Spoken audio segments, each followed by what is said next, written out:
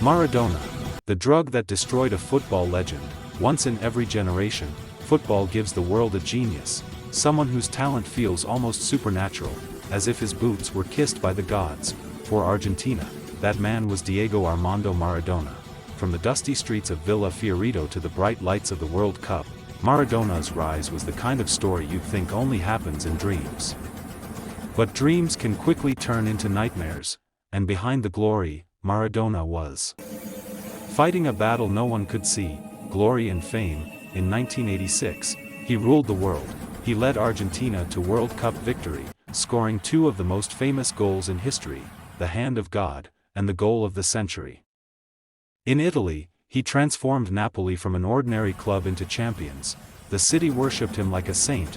Diego was untouchable, but the higher he rose, the darker his world became, because while the world saw a hero, Diego was slowly drowning in fame, pressure, and temptation, the beginning of addiction. Somewhere between the celebrations and the champagne, a new friend entered his life, cocaine. At first, it felt harmless, a way to escape the stress, the pain, the media pressure, but soon, it became his cage. He started missing training, showing up late, arguing with coaches. His energy faded, his brilliance started to flicker.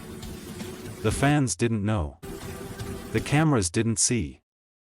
But the addiction had begun. The scandal breaks. Then, in 1991, the truth exploded.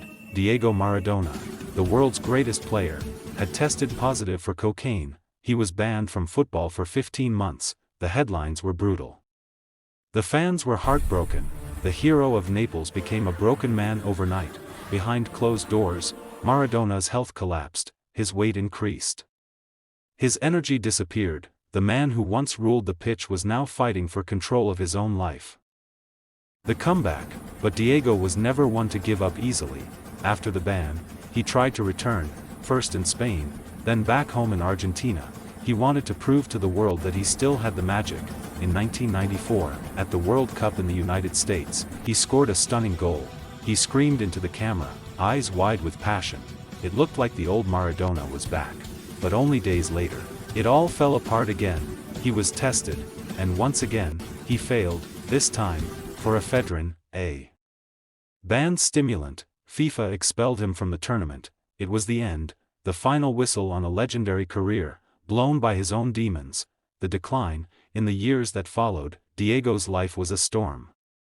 Hospital visits, rehab centers, heartbreak, and constant media chaos. Every few months, headlines about his health would return. His body had paid the price for years of addiction and pressure. Still, even in his darkest days, people loved him, because no matter how broken he became, he was still their hero, the boy who made them believe in miracles.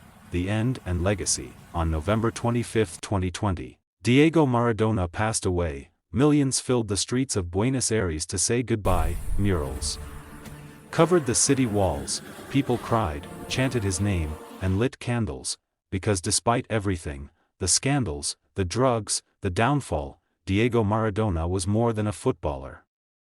He was emotion, he was magic, he was human, and maybe that's why we loved him so much. The morals. His story is a lesson for every player, every dreamer, and every fan. Talent can win matches, but discipline, only discipline, can win a career. Diego Maradona showed us both sides of greatness, the glory of success, and the tragedy of losing control. This was Maradona, the drug that destroyed a football legend. Subscribe to Soccer Trends for more football stories the world tries to forget.